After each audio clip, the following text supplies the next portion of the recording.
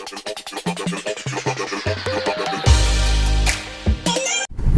Friends, जेके study point के YouTube channel पर आपका फिर से स्वागत है। तो आज की इस वीडियो में नया टॉपिक, नया चैप्टर जो है वो है नियोजित विकास की राजनीति या रणनीति। हमारे चैप्टर का नाम क्या है? नियोजित विकास की रणनीति। तो इस चैप्टर में हम जो पढ़ने वाले हैं वो कुछ ऐसे टॉपिक है जैसे कि उड़ीसा का लौह इस्पात संयंत्र, पोस्को प्लांट, विकास के दो मॉडल। जब भारत आजाद हुआ था विकास के दो मॉडल थे, कौन कौन से पढ़ेंगे हम। और वामपंथी, दक्षिणपंथी, और विकास बॉम्बे प्लान और योजना आयोग, उसकी जगह पे नीति आयोग, ये पढ़ने वाले हैं। विकास का केरल मॉडल और 1960 का दशक कैसा था, 1960 के बाद हरित क्रांति आई, फिर श्वेत क्रांति, ये हम पढ़ने वाले हैं इस चैप्टर में। तो चैप्टर स्टार्ट करने से पहले हम पिछला चैप्टर पे थोड़ा सा ऐसे रफली घुमा देते हैं।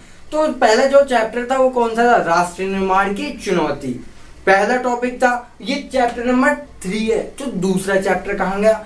तो सीबीएसई ने इस बार क्या करा है? चैप्टर नंबर 2 को सिलेबस से डिलीट कर दिया है, इसीलिए हम डायरेक्ट कौन सा पढ़ रहे हैं? तीसरा चैप्टर। तो पहले चैप्टर में राष्ट्र निर्माण की चुनौती में सबसे अहम क्वेश्चन जो था, राष्ट्र निर्माण की कितनी चुनौती?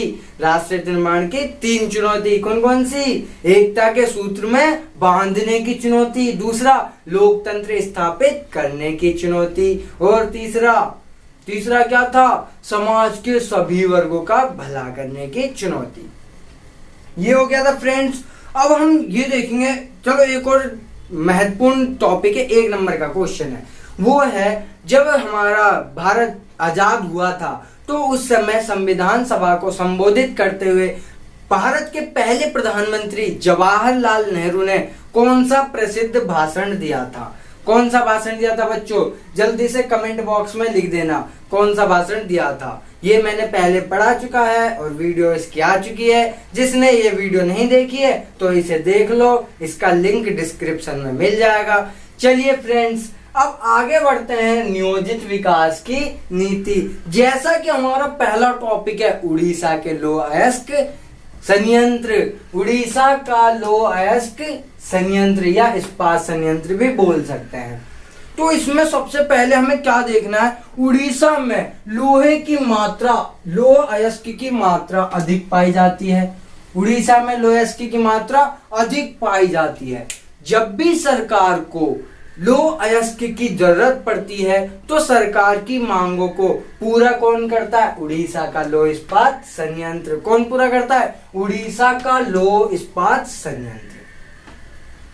अब ये देखो, जब सरकार ने क्या करा, सरकार लौह इस्पात संयंत्र ने क्या करा? एक तो अंतरराष्ट्रीय इस्पात संयंत्र, अंतरराष्ट्रीय इस्पात संयंत्र और राष्ट्रीय इस्पात संयंत्र, राष्ट्रीय इस्पात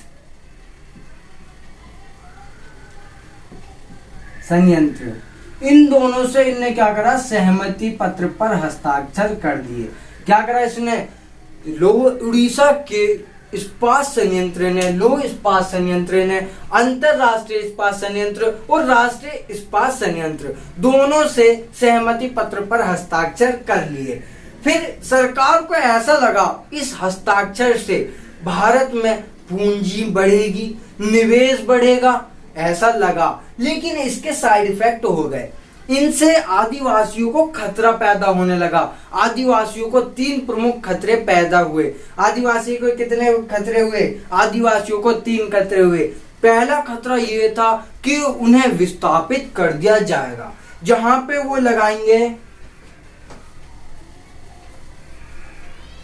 जहां पर वो, पहला खतरा क्या हुआ? लौह इस्पात संयंत्र का, जहां पर भी उद्योग लगाया जाएगा उस उद्योग के पास से उन्हें हटा दिया जाएगा। यानी कि पहली समस्या क्या हुई उद्योग आदिवासियों को? आदिवासियों की पहली समस्या थी विस्थापन की समस्या। पहली समस्या क्या थी?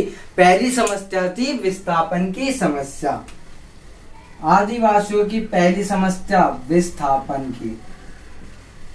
दूसरी समस्या क्या थी? उनका रोजगार छीन लिया जाएगा। रोजगार की समस्या, रोजगार तीसरी समस्या क्या थी, इससे पर्यावरण प्रदूषण होगा। पर्यावरण क्या होगा, प्रदूषण। 3 समस्या हो गई।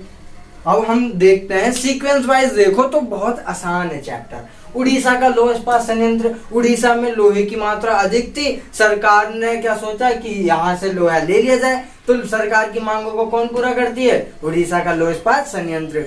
इसने 2 कंपनी, अंतरराष्ट्रीय इस्पात संयंत्र और राष्ट्रीय इस्पात संयंत्र, दोनों से क्या कर लिया, सहमति पत्र पर हस्ताक्षर कर लिए, जिससे सरकार को लगा कि यहाँ पूंजी बढ़ेगी, निवेश बढ़ेगा। परंतु क्या हुआ, आदिवासियों को 3 समस्या हो गई।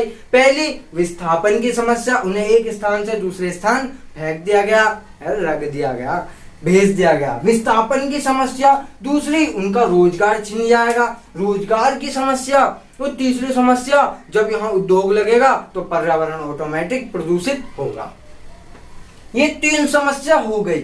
अब जब ये तीनों समस्याएं हो गई तो अब आदिवासी तो शांत बैठेंगे नहीं, तो आदिवासियों ने मिलकर के, विस्थापित आदिवासियों ने मिलकर के एक आंदोलन करा। उस आंदोलन को हम क्या बोलते हैं, पोस्को प्लांट। क्या बोलते हैं, आंदोलन को बोलते हैं हम पोस्को प्लांट। पोस्को प्लांट क्या था, पोस्को प्लांट एक आंदोलन था। क्या था, एक आंदोलन। किसने करा था, विस्थापित आदिवासियों ने। किसने करा था, विस्थापित आदिवासियों ने।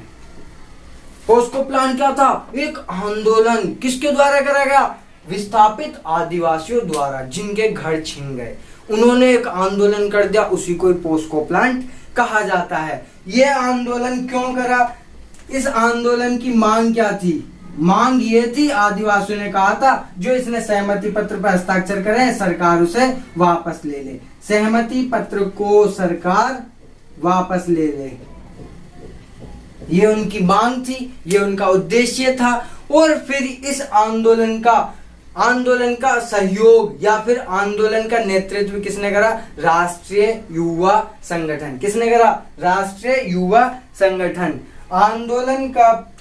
आंदोलन की सहायता किसने करी, या आंदोलन का आयोजन किसने करा, आयोजन करा था राष्ट्रीय युवा संगठन। किसने करा था, राष्ट्रीय युवा संगठन।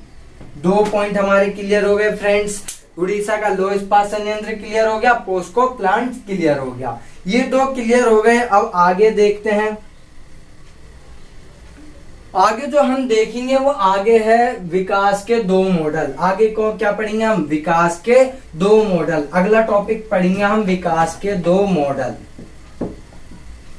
सबसे पहले हम देखते हैं विकास के 2 मॉडल। जब भारत आजाद हुआ था, भारत को आजादी मिली थी 1947 में। कब आजादी मिली, 1947। आजादी कब मिली भारत को, 1947। जब भारत को आजादी मिली तो भारत के सामने विकास का पैमाना क्या था, भारत किसे देख करके विकास करे, पैमाना क्या था, पैमाना था पश्चिमी देश।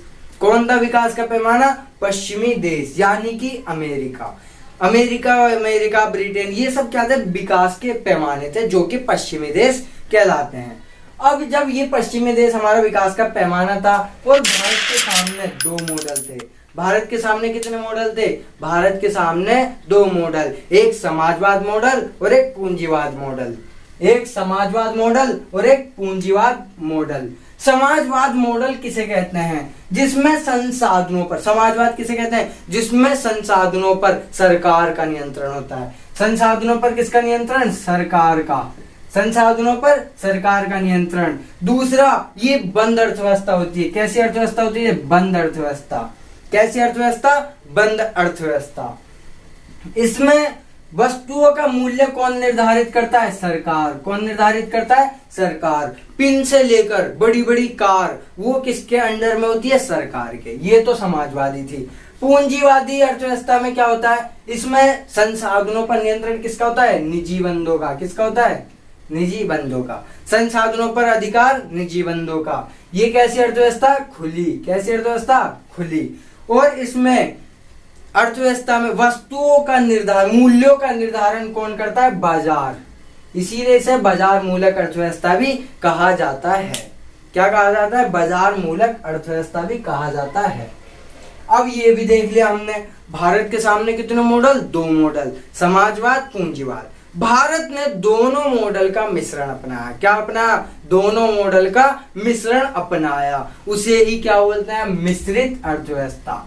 भारत ने कौन सी अर्थव्यवस्था अपनाई? मिश्रित अर्थव्यवस्था। भारत की अर्थव्यवस्था मिश्रित अर्थव्यवस्था। भारत की अर्थव्यवस्था मिश्रित अर्थव्यवस्था। अब ये हो गया। अब अगला जो टॉपिक बनेगा कौन सा बनेगा? वामपंथी और दक्षिणपंथी। वामपंथी और दक्षिणपंथी। वामपंथी किसे कहते हैं? वामपंथी विचारधारा गरीबों का समर्थन करती है। किसका? गरीबों का या पिछड़ों का समर्थन करती है। वामपंथी विचारधारा किसका समर्थन करती है? वामपंथी विचारधारा गरीबों का, गरीबों के हितों के लिए कार्य करती है। वामपंथी विचारधारा क्या कहती है? सरकार गरीबों के हितों के लिए योजना बनाए। सरकार क्या बनाए? योजना। किसके लिए? गरीबों के हितों के लिए। और वामपंथी विचारधारा तीसरी बात ये कहती है, सरकार देश का विकास गरीबों को ध्यान में रख करके करे।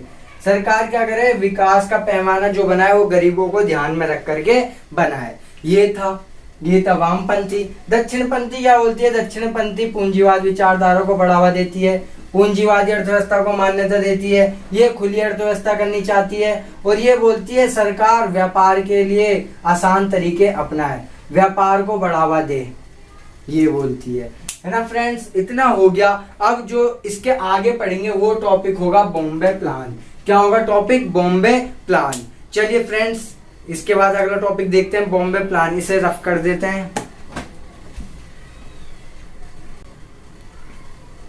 अब अगला टॉपिक जो होगा वो होगा बॉम्बे प्लान। कौन सा टॉपिक होगा? बॉम्बे प्लान। अब बॉम्बे प्लान क्या है ये भी आता है question. Bombay plan, Bombay plan.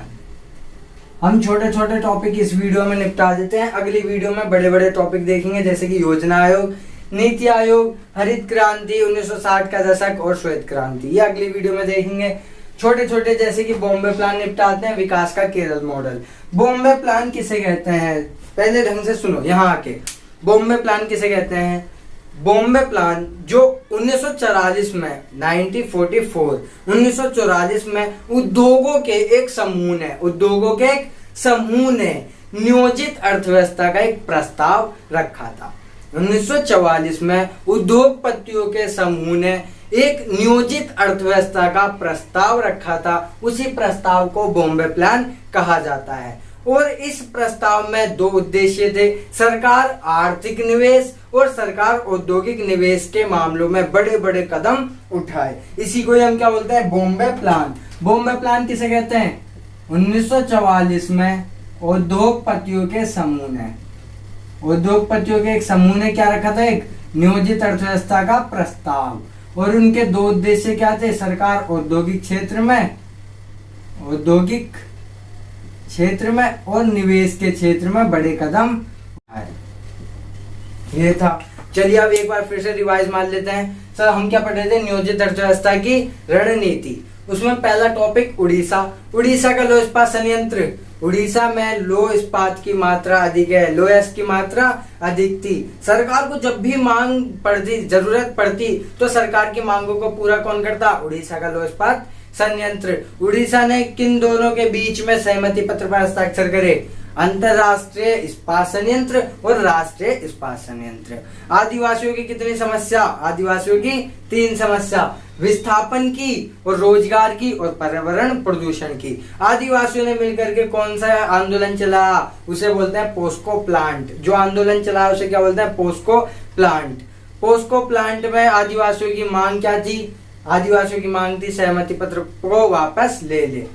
फिर इनका आयोजन किसने करवाया? आंदोलन का आयोजन करवाया था राष्ट्रीय युवा संगठन ने। और ये